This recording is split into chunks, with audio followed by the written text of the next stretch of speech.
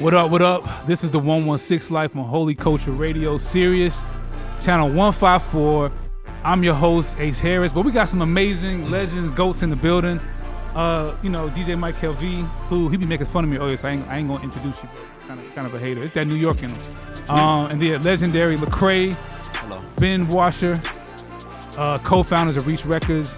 Lecrae got the most jokes on sidebars any time of the day, so I'm just trying to catch myself because I'm still making fun of him about how, he be talking junk about me driving. But anyway, how y'all feeling today, man? How's it going? Hey man, life is grand. That's what's up, man. You know what I'm saying? It's summertime. The kids are out of school. I can sleep a little bit later. You take the kids to school in the morning? You just gotta get up, man, because it's I don't You take help, them to school. you help. I just rally like his kids walk to school. Yeah, it's true. He looks like Rally I have to rally them. Okay. Like, hey, get out of here. Is Dara up normally around that time? Yeah, she'll get up. Okay. But still, it's like she barks, I bite. You dig? I feel that. I'm pretty much the same way. I'd be so... Dang, the authoritarian Lecrae. No, I mean, me probably similar. My parenting style is kind of like in the morning, I'm like a drill sergeant, bro. Yo, get that toothpaste, what you doing? And I was just like... It's 8:49. What are we doing here? What are we doing? Bro. That's me all day, bro. I be having to be like, you know what? They did just wake up and they are 6 and 8. But still... 6 and 8 is crazy. Yo, get up. What you doing? 6 and 8 is wild. Get out of that bed. Dad, I peed on myself. Shut up and eat your breakfast. I literally happened the other day for Phil. Oh my God. Bro, and I was like, yo, why you peeing yourself, man? You should be old enough not to pee. Bro, I used to get berated Enjoy your as a bladder, kid, boy. bro. Berated. Pick up these Legos. Yo, Ben, what about you, man? What your morning routine be like? I'm feeling good. It's summer, get to sleep in, get some Right. extra rest. I'm feeling good today, so excited to be here. That's what's up, man. Mike LV, how you feeling, man? You know what I'm saying? How you feeling, check? I feel good, bro. I'm not gonna hold you. Yeah, it feels good. I feel like I got a lot on my plate, but it's a good, healthy amount. You know. You left one. If you say a fat joke, I swear to God, It's a healthy bro. plate. Yo, Michael is so New York. He can't not use New York terminology. He can't, bro. I'm not gonna hold you. I'm not. Yeah. Yeah, I can't just exist, bro. I can't. I can't exist. Let me live sorry. my life, bro. I wanted to say another joke, but I was gonna. I knew you were. I don't know if you heard me. I was like, yo, if you say a fat joke, I'm out of here, bro. It's a I'm not wrap. gonna hold you. I'm like, Mike, bro, I don't know if I can. You know what I'm saying? I don't see a fat. I just see a father figure over there. That's all I see. Ooh, Ooh. yeah. At thepraisestore.com. You I'm just hear kidding. me? ThePrayStore.com. That was a shot. Anyway, I think we had a great conversation. Not I think, but I'm sure we had a great conversation last time about just the legacy, the foundation. I get to see you guys up front and personal throughout the week. So like, just seeing the real y'all is really fun. Like y'all really are great leaders, husbands, fathers, Facts. businessmen. Man, I got to come on this podcast more often. Hey, is this your affirmation time? Yeah. Man? Whatever you ain't getting outside of here, this is the space. No, for real, I do brag. I brag to people all the time. Even I was telling AT about how having like bosses who are like a little bit older than me, but are like way more in shape than me, read the word, lead their home, kill it in business. It's like very aspirationally like great to have like as role models. Like, wow. So anyway, just want to big up to y'all for the way you guys lead your life and how it impacts me. You know what I'm saying? That's great. More compliments coming. What's up, Mike? No, I agree. I mean, I love the fact that I can be around them and just kind of absorb like natural stuff. It's like what I mean by that is like you are who you're around.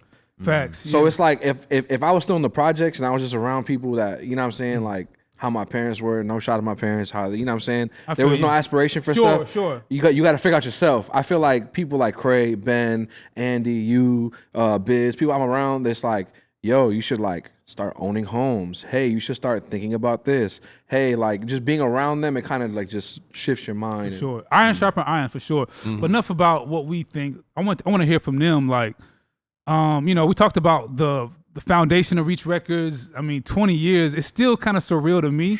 I don't know if it is to y'all. Like, how does it grown feel child. having 20 years being heads of Reach Records, and where do you see things like currently now? You know what I'm saying?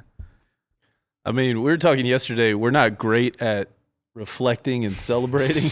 Really? So it's almost like, oh, wait, 20 years? What? Like, Yeah. Wow. I can't believe we've been doing this long. But when you do take time to look back, Yeah. and it's pretty amazing the ride we've been on. Man. What about you, Craig? Like, just can you reflect? Just yeah. Yeah, the conversation we were having yesterday made me kind of sit in that space and just think about like, yo, that's kind of crazy. Like that's somebody who was born when Reach Records was started is an adult right now. That's true. That's crazy to think about. Literally grew up on y'all's music. Like grew up on, like raised on the music. Right. You know what I mean? So that's just wild to me to think of that type of impact and legacy, and it starts to make other things make sense. Like somebody texted a picture today of like a person with their license plate said 116. They had a big 116 sticker in the window, and it was just like, oh, this is like embedded in their life, in their world. That's crazy. Yeah. I think another thing that I want to call out is like, obviously we can talk about, you guys' tenure, your history, but I feel like everything that's great that lasts long, there's a certain requirement for you to keep your pulse on what's happening now. And I have this like, you don't notice, I have this like running competition in my head. I like to beat Lecrae to the newest trend in music. Or the newest. That boy always, and he never gets caught slipping. Never. And it irritates me because I'm like, it's like this, who can stay the most tapped in with the younger culture? But talk to us about what you guys do to like keep your ears to the streets, if that's a thing. You know what I'm saying? I can tell you, for me personally, I just don't stay. It's probably ADD. I don't know. I don't stay seated. Like a lot of my friends, a lot of people peak at like 25 and they live there for the rest of their lives. Ooh.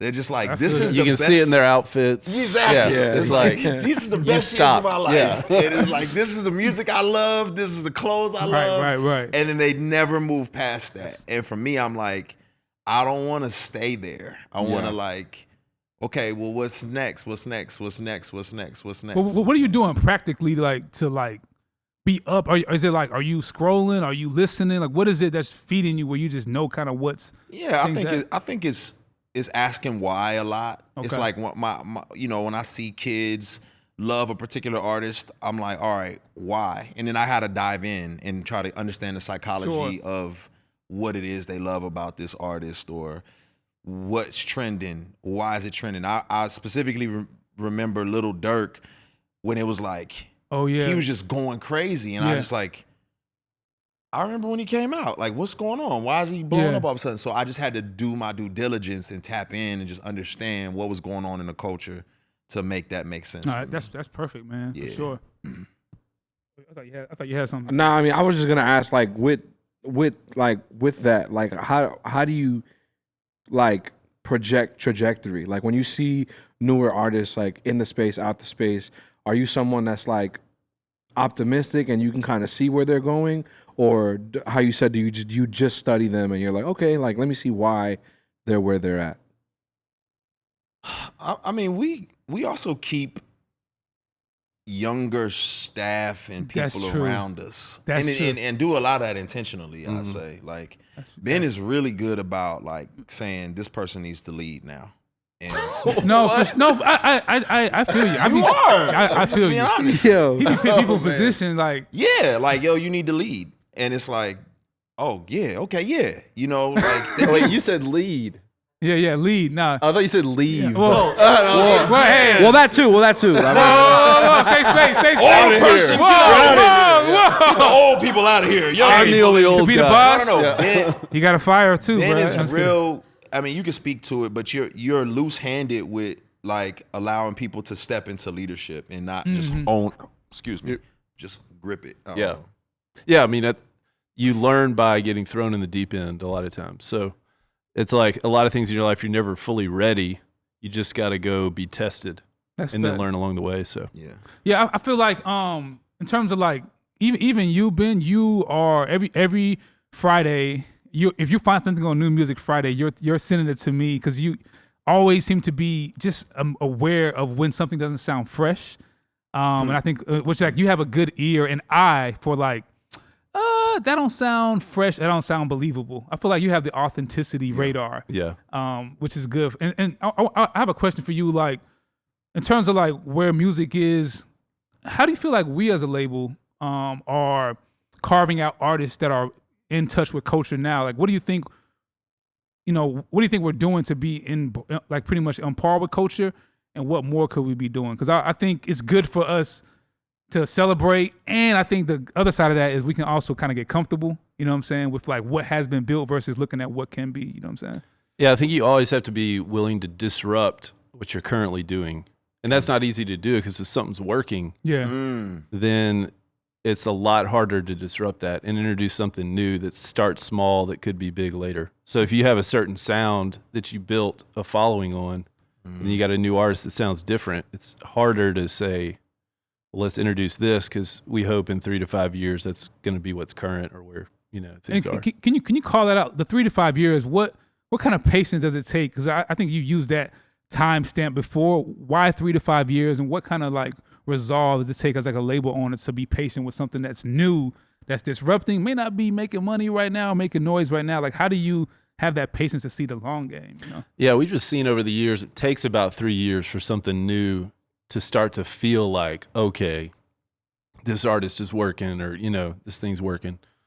And you just kind of have to have that in mind. I mean, there's some wins along the way that give you some encouragement, but there's not really this sort of like hockey stick moment until a few years down the road, right? When momentum starts to really build. Yeah, Craig, are you balanced that way too, or do you feel like sometimes you're more like, yo, I want to see this thing kind of scale faster? How do you guys balance y'all leadership in that way? Because it's like it's so easy to just fall back into the 116 culture that's built. Yeah. Look at what's been doing, but then I feel like my time here, I feel like I came in at a time when it was all risk. It was like everything I've put my hands to was like new and fresh. Yeah. Maybe because I had my head down, I didn't notice it, but I didn't realize like, oh, this thing kind of, it's like, it's expected to perform in like 3 to 5 years. I didn't really know. Like, how do you balance that? I think we know. I think what we're really good at is like, if you just look at the kind of the curve of creativity, there's like innovators, there's early adopters, there's like the early majority, there's the late majority, and then there's like just the lazy late people who don't care. Yeah. I think we're really good in that sweet spot of early majority. Okay. You know what I mean? Like early majority is like, it's dope, and it's not so early that people don't rock with it. It's like we're right before it becomes the like saturated. It's saturated. Exactly. Okay. Yeah. Right. And I think that's the sweet spot that we want to be in. Sometimes I feel like for Christian culture, we come off as like early adopters because the culture's a little behind. Yeah. But it's like, nah, this is already like early majority right now. Like, what are y'all on? Like, you know what I mean? Like, drill is, you know what I mean? Yeah, so Christian culture can tend to historically be like late.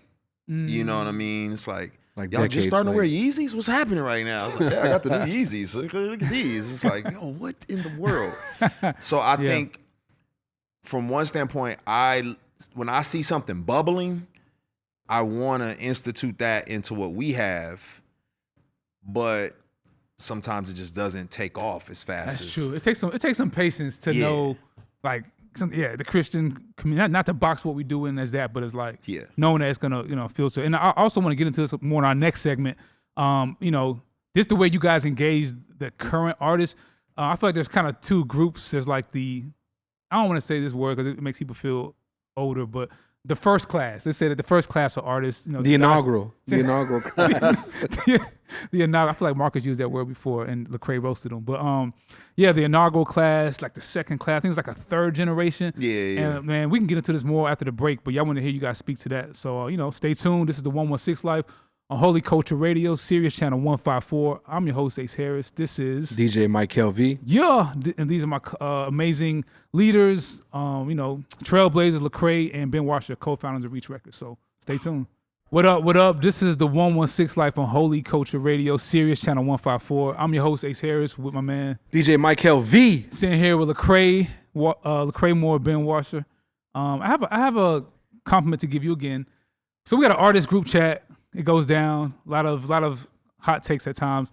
Lecrae randomly sends a encouraging encouraging word to, not to say the younger, I say the newer class, like the third generation. The third generation. That's probably a better way to put it. Third I feel like generation. younger is like caveat there because like we getting older, right? So and he just encourages everybody individually. Talk to the, I guess, just the world about why that's important. Why'd you do it? A little bit of what you said and how that just embodies like the 116 life, man. Yeah, it's funny. I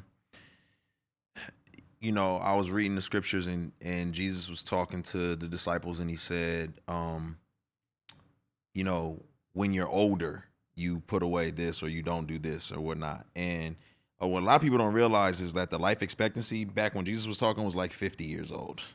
So for him to say older meant like, oh, he's talking to me. You know what I'm saying? Like, I'm older when you're older. Like, so I'm in what Jesus would have considered like the legacy phase of life, where it's like, it's not about my ego. It's not about building my thing. It's not about climbing this ladder for me. It's about like letting the rope down so other people can climb. And that's real. When you can embrace that aspect of who you are and where you are, then it's so much easier to serve other people and to like figure out how to help them ascend or grow or develop.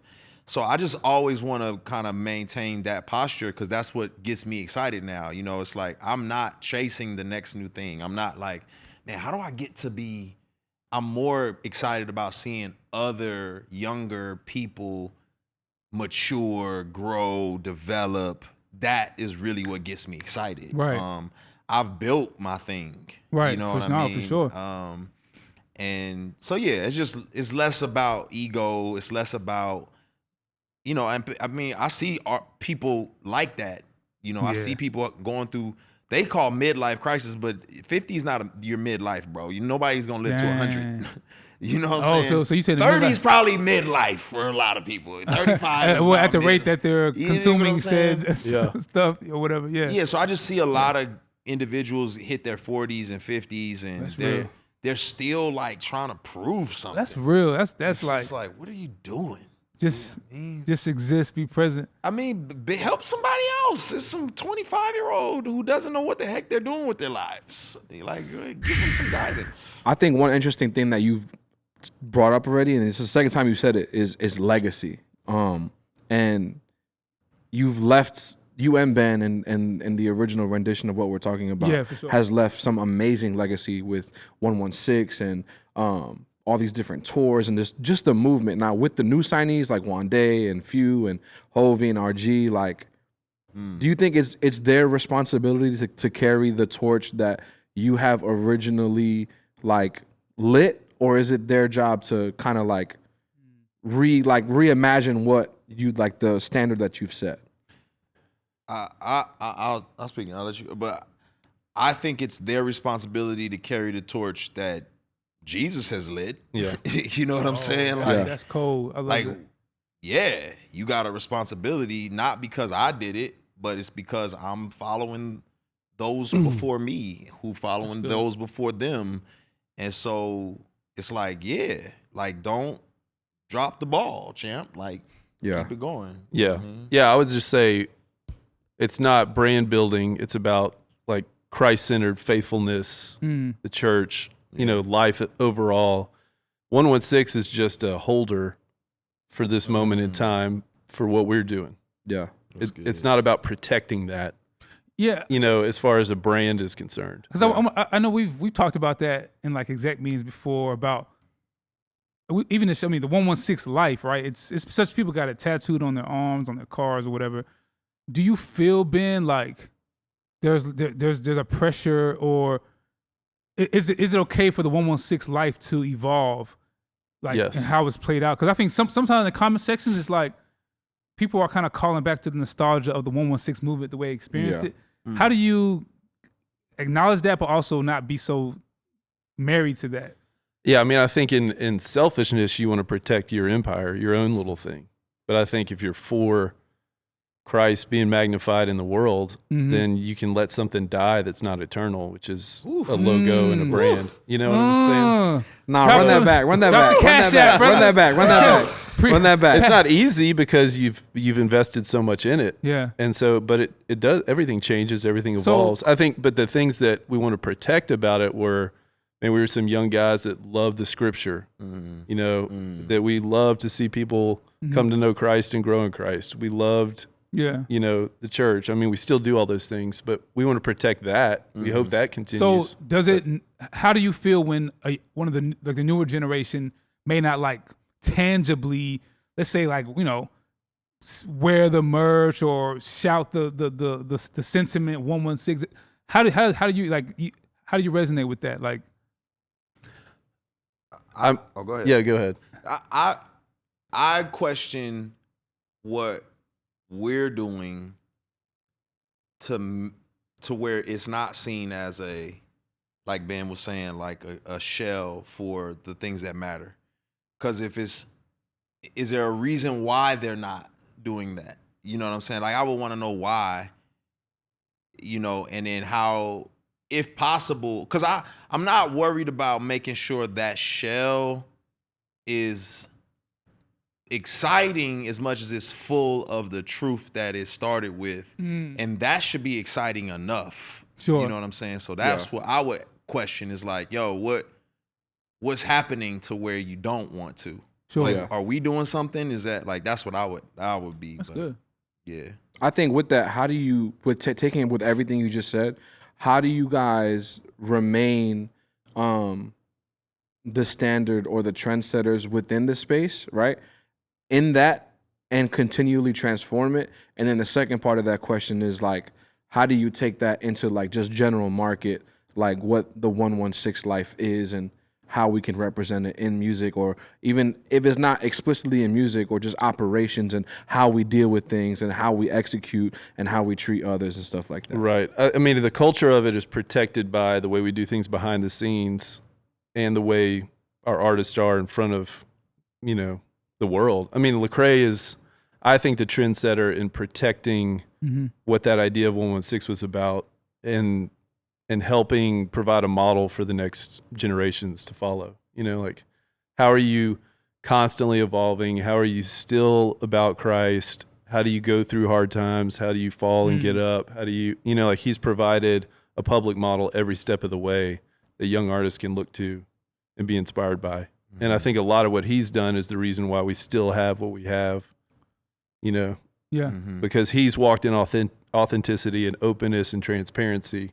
Yeah. And people have been able to look in and see what a Christian man does in all these situations. So, Lecrae, can you tell me a time where you, after hearing what Ben has said and maybe the pressure or expectation, can you tell me a time in your experience in your leadership, in your artistry, where you felt like, man, I didn't really carry this thing as well as I would like to have this pathway followed, you know, sincerely through from the younger class? Like, tell me, yeah. I mean, I think that's helpful. Pick a time. Yeah. There's a lot of them. Yeah. There's a whole movie coming out of it. Right. I think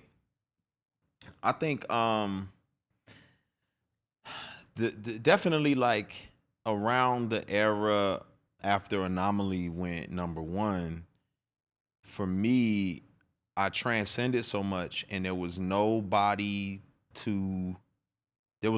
example in front of me to like know what to do other than more or less like worldly examples. That's true. So I just was like grabbing those, and those became like, well, this is what I need to be doing. Yeah. And in doing that, a lot of those ideals are more self-inflating.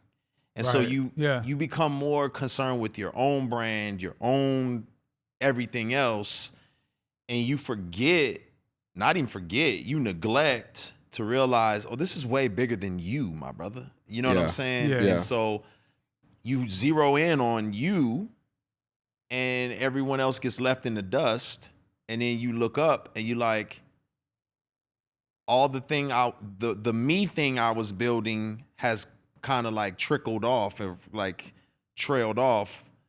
But now behind me, it's like, yeah, you went on all these radio interviews. You talked about you, but you didn't talk about this movement that God is doing that could have continued to give steam to it and push people towards something bigger than you. You make them want to get in, like, oh wow, this is happening. I want to be a part of that. It just became about, I love him, and I felt like another example. And everybody's cheering you on to do that. Right. The entire world, even most of the church, is saying like, you got to get bigger, better. Yep. More powerful. Yep. That's the way. Yep. And so you just take little steps. In my mind, it's like, if you look at a team like a basketball NBA team, we'll use the New York Knicks. Shout out to Knicks. All right, let's use the Knicks. The Knicks have created this like legacy and embodiment that people are fans of them even when they suck. They're just still like, I believe in the Knicks. So even if they get LeBron James, it's still about the Knicks for the Knicks fan. Sure. And I think, that's a great example. as the player gets so self-consumed, it no longer becomes about the legacy of the team and the whole bigger thing. It just becomes about that player. But then that player is gonna like get old one day, and he's not gonna be killing it. Yeah. You know what I'm saying? And so it's like, That's real. So for me, it's like the movement of 116, of the legacy that of Jesus and being unashamed of your faith is the real thing. Yeah. But I'm focusing on my scoring title. Oh yeah. I dropped 30 tonight. You know what I mean? Yeah. And my MVP. Right, exactly. He was Kyrie Irving type vibe. Yeah, man. So it's Sorry, like, no offense. But I think you've done an amazing job of that in recent like years. I think you've been absolutely like a great like champion for this space and for the label in general, and just for the 116 life, and how you, because being with you and doing shows and stuff, we've had so many conversations of you like literally being like, I try to lead by example. I try to do all the hard things because I want everybody that's with us to do the hard things too. Like if I'm doing it, you can do it. And I really appreciate that. Like as just somebody that watches it from afar, I love that about your character and how you make that like a label thing. Cause like even in the offices, I see that. It's like, hey, we might not want to do the hard things, but I mean, our leaders like Ben, you, Ace, like they're doing the hard. We got to do the hard things too, because this is the culture. I think you guys have built a great culture with like 116 and just the 116 life.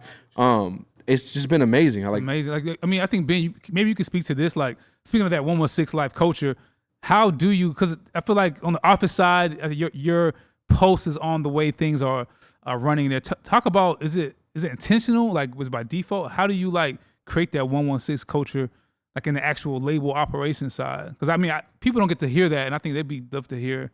Yeah. Yeah, I think it probably could be more intentional as far as like some mapped out structure. And we've done some brainstorming on that before, but I think we're small enough to where a lot of it's just sort of caught and taught by as we go. And so you're in a weekly meeting or you're in conversations, it's how do you make decisions? You know, like when you're at crossroads for things, how do you make decisions? Do you take that money for that thing you think would compromise you or not? You know? And if you're hanging with Ben on a Monday, he just might take the whole staff to lunch on a random. I mean, that's the kind of like, for real. That's the kind of like, it's a very like team, family, care about people vibe, I think, which is exemplified in your leadership. And we talk about it a lot. Like one of the things we talk about is we want people to be around us and to feel like we're different.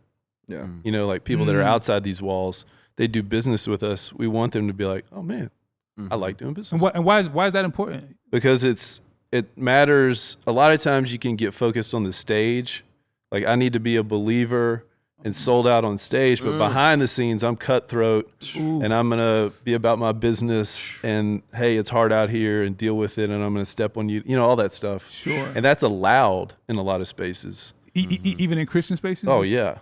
And because power is just a universal language and success is a universal language. But if you fight for humility and you fight for doing business the right way and, you know, you're going to make mistakes or you're going to sin, like all that stuff's going to be there. But over the long haul, if you want to have the aroma of Christ, you know, and what you're doing, it's going to make a difference to people around you. If your ultimate goal is for people to sort of see Christ in things you do, You know, That's amazing. Yeah. So well said. I mean, we could talk about this for hours. I'm just encouraged hearing y'all. Ben over here preaching. Yeah, boy. Ben, boy, you might have a second. You in your call. bag, Ben. You in your bag right now.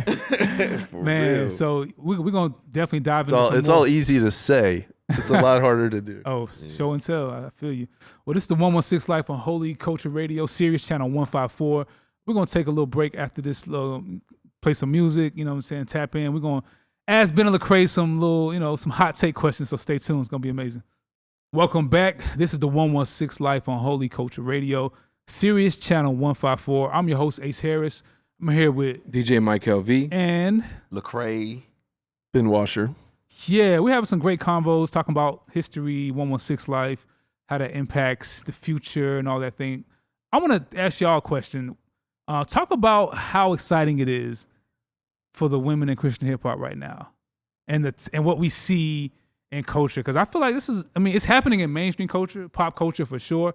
I feel like finally we're seeing, like, in the Christian space, so much more representation and output from amazing artists. Talk about how's that make you guys feel? What are y'all seeing? How can we keep that flame kind of, going? I personally love it. The only thing I don't love about what's happening with women in Christian hip hop is that we're not involved more. You see what I'm like? As a label, as an artist, like, I just feel like, man, there's got to be more championing of what's happening. Yeah. And at the end of the day, I'm like a missionary, man. Like, I want to speak to where the cultural narrative is and where it's going. And if like within the culture, women's voices are being amplified, Christians should be all the more on the forefront of making sure women's voices are amplified. You know what I'm saying? I think we have, because of some theological discrepancies, we've followed suit of, sexism or chauvinism and different things along those lines. And I think, a lot of those barriers and walls in this newer generation can come down, and we can begin to see following the footsteps of Jesus in a lot of ways. You dig That's what real. I'm saying? Like, following his footsteps, and highlight their capabilities and talent and voices. So I'm excited because I'm gonna keep it 1,000. Okay. This has been, rap music has been a male dominated genre, and because of that, I think women didn't just, if they weren't interested, they just was like, it's for guys. Oh, You see what I'm saying? Gotcha. But now it's like, nah, this ain't just for guys. We doing our thing. And so come on, CHH, you know what I'm saying? I feel Like, it. I feel it. what we doing? You dig? And also, speaking of women in Christian hip hop, there's been some couple moments in culture where, like, women who have been a fan of Christian hip hop, like whether that's B. Simone, Yeah. even Black China, like how does it feel to have these, like, kind of celebrity pop culture brands kind of peering into our space and just, like, giving it credit? You know what I'm saying? It's so necessary, man. It's so necessary because, again, there's so many areas that I could tap into. Number one, I think in mainstream hip hop right now, the women are dominating. You know what I'm saying? Facts. Ice Spice, Glorilla, Cardi B, Doechii, Flo Milli. I mean, it just list goes on and on. Lotto. Yeah. And then, Ice Spice. yeah, I'm saying, you gonna say it twice? He's New York. Of course.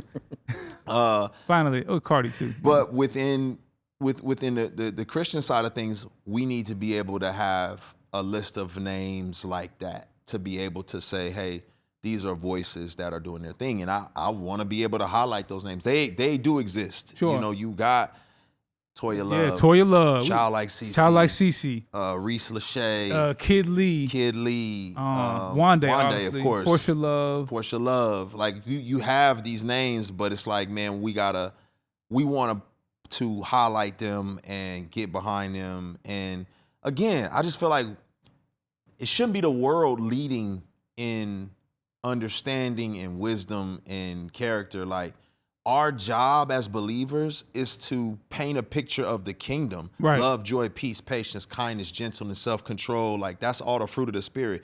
If we're not doing that, it's not getting done. Yeah. And so if we believe that the fruit of the Spirit does not just exist inside of men, then why are we not giving a runway for women to demonstrate love, joy, peace, patience, kindness, gentleness, self-control, so that the world can see the fullness of the character and the fruit of the Spirit? That's amazing. It's good. I mean, like, obviously, I don't know if there's anything you want to add to that, Ben, or No, I mean, that was great. I would just say it's happening. yeah. It's happening whether we do something or not. We're seeing it happen and bubble up, and That's true. And we like to do our part to help promote it. Sure. I mean, the music coming that you're working on. Yeah, I some mean, crazy stuff. it's crazy. So speaking of, like, we talked about women in hip hop and potential new artists and all that kind of stuff. I think, Mike, I think people will want to know from like Lecrae and Ben. But we start with you, Ben. What do you look for in a new artist? What are the tentacles? What are the things that are must have? You know what I'm saying? What's that look like when you're looking at talent? So I've always thought there's like 3 things that make a great artist at Reach Records. One is you're good at your craft and you want to get better. So you have this like, I'm not standing still about your talent. You love Jesus and you're not like off in left field about it, but you're solid. You love your word. You're in community. And then third, you're a leader off the mic. So it's not just about who you are with a mic in your hand. It's who you are, out in the community. And are you leading that way? And so I think that kind of 3-prong approach really makes a great artist here. Stay tuned, y'all. Are there any people that you like that you like? I don't want to say looking at, that's not the question, but are there any people that you've seen that you're like, wow, these are people that have the values of 116 that we salute and we appreciate, like, or anybody you're listening to that's kind of been fire? They probably don't want to name. They probably don't want to name. We see them. I mean, we see them all. Yeah. Like, we see them all. My thing is, that's not saying there's none out there, but here at Reach, I mean, there's tons of them. You got Deal, you got, I mean, like Indie Tribe. Shout out, come on, man. We can't sign them all right, so I have a question too. I'm seeing this trend in Christian culture globally. It's happening. Like, I read an article called talked about globalization. Basically, people in other countries are not listening to American exported music like they used to. The world is becoming bigger and therefore making the local scene smaller. Like, why is it important for not even Christian culture, but even like Reach, to be tapped into what's happening in the international front? Like, why is that even? I feel like sometimes the church struggles with that a little bit, like feeling like America has to have the end all be all on the movement of church. Why is it important for us to be like against that and tapped into what's happening internationally? It's humility. That's good. I mean, America has a tendency to think of itself as the center of the universe. Ooh. And so humility would say there's other perspectives in the church out there, And so, I mean, I think that's just one small part of it, or a big part of it, but that's good. That's I feel like you just drop the mic right there, you know what I'm saying? Yeah, I would say from the standpoint of like stewardship, like if you have been given access and opportunity, I would say, man, good stewardship is using it for the benefit of others. You know what I mean? And so I think it's like, oh, well, there's a whole space in another part of the world that doesn't have the access and opportunity, but has the Christ-likeness, the character, the competency, the talent. Like, well, shoot, if we can give them an opportunity, then let's do that. Makes perfect sense. Shout out Limo Blaze and all. There's so much happening in like Africa, Brazil, the Latin space. I mean, facts. It's like, I feel like, I don't know, this is gonna be so much. So I want to ask y'all some like, put you on the spot a little bit. I think people want to know, especially coming from y'all, looking at the legacy of Reach Records, the releases. Can you speak to a song that you feel like should have never came out? And hey, don't hold back too. I just want to hear, you know what I'm saying? Like that should have never came out. Like, yeah, you know, I got one in my head already. Okay, what's like because of what? For quality control, like it wasn't a good song. God is enough, for sure. Shut up. Yo, God is enough. Nah, bro. He knows I have a vendetta against that song. Nuff. It's a joke. Say more. Why? It just didn't. It wasn't authentic, bro. It was just I know why you did it. We've had this conversation, but it's just. Can you share or? I when I did that song, so two things prompted me to do that song. One, I went to this conference and I noticed that people were chanting collective like things to God. And I was like, yo, I want to do something like that in rap music. And then at the time, there was an artist named Kid Ink, and he was really big. And his producer was a fan. And his producer was like, yo, I got some tracks for you. And like, I was like, man, the audience that is singing these choral songs is not gonna want this hard hip hop stuff. But Kid Ink's producer made this song that fits kind of this space. So I was trying to blend it together and just, it was an experiment. I mean, it's an experiment. But I guess for me, it's like, it was experimental. Yeah.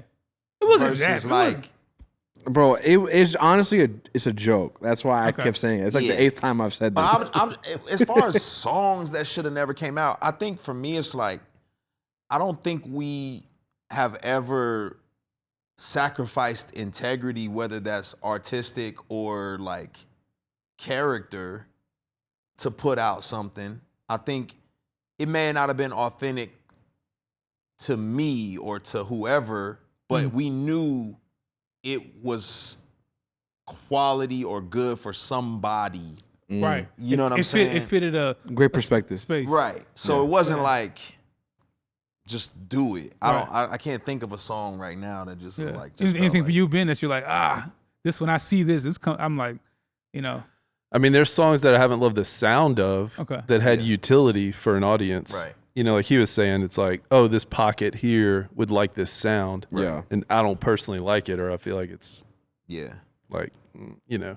What's maybe on a positive note, what's something that like historically, like the greatest thing, one of the most funnest things you've worked on project wise that was like, I think doing the best of is just so difficult, which I don't want nobody to get into that. But like, what's something you like remember, a project, an album cycle where it was like, man, this was just an amazing time. And I really like, this really like, thank God for my job that I get to do this every day. What album really helped you like say that, you know what I'm saying, or feel that?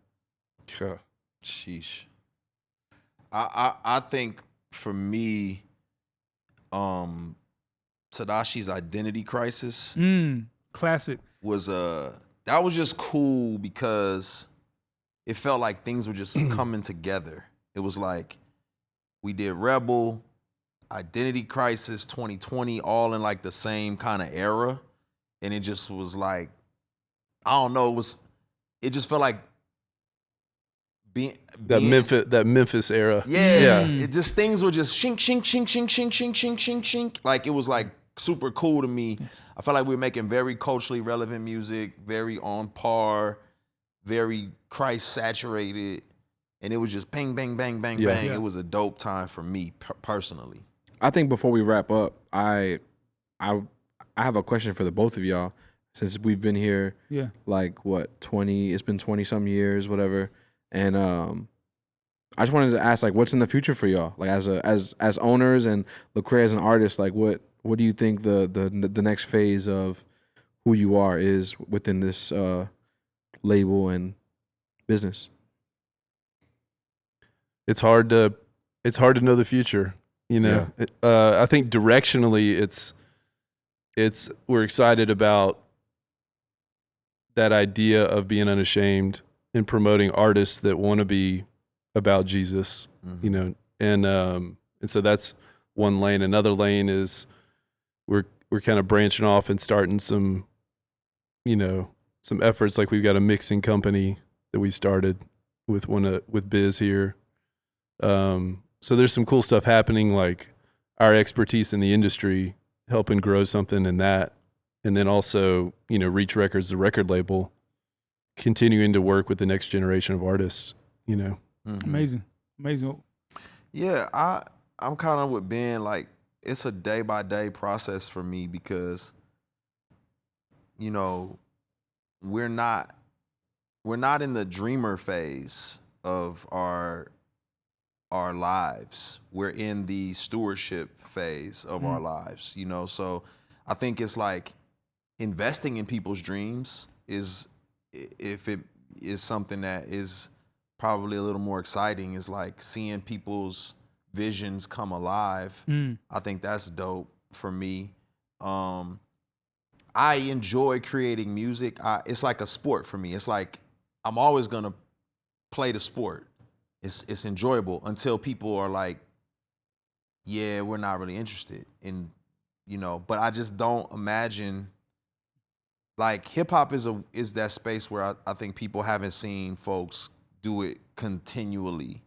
But in other genres, it's like they just keep, I don't know, Cher was probably 60 years old dropping music. Yo, she out here, bro. That's a fact. You know what I'm saying? Yeah. So Celine Dion out here. yeah, doing you know what I mean? world So tours. I like creating music, and I like coaching younger artists and just like being involved in their process. So I don't know what the future looks like. We've had some extremely high highs. It's hard once you get to certain places to like envision going on that roller coaster ride again. Whoa. It's like, That's humbling and sobering just to hear. Like, it's like, woo. It's also dope that you have the idea of like, I'm not gonna overstay my welcome. I know when to bow out. Like, you know what I'm saying? Like, because there's a lot of people that, because of pride, ego, or other things, will just try to stay in the spotlight or do things for just to I can still do it, but not do it well. Yeah. Yeah. God is enough part 2 coming. Oh my God, shoot me. going down. Boy, that's speaking, man. Yeah. I care more. I'll tell you this much. I care more in this season of my life about the character and the knowledge that some of these young artists have. Because being an artist is like a fast track to leadership, unfortunately. And it puts people in front of so many folks, and their character and their knowledge and wisdom is oftentimes very shortchanged.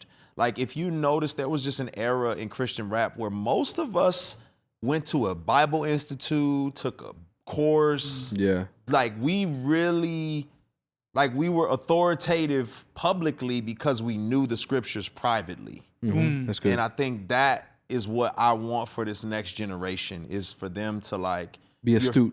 Yeah, you've been fast tracked to being in front of people. Like know your word, fam. Like, but you can't be an authority if you don't submit to an authority. And I don't think a lot of them wanna bow down, true authority. Come on, man, your boy, they don't want to be submissive to a pastor. They don't want to be part of a body of believers. They don't want to listen to people who are older and wiser, because the older, wiser don't have as many followers as they have. Just little stuff. I'm not trying to pick on y'all. Yeah. I'm just saying those are the things that I'm like, I want to see more of in the future. And I'm seeing what you're calling out presently in the way the artists glean from you, Lecrae and Ben, and to like want to pursue that, even though it may not. I've seen it where people are like, oh, I need to be in discipleship. I need to. Yeah. So I think you guys are modeling. I mean, we could talk about the future.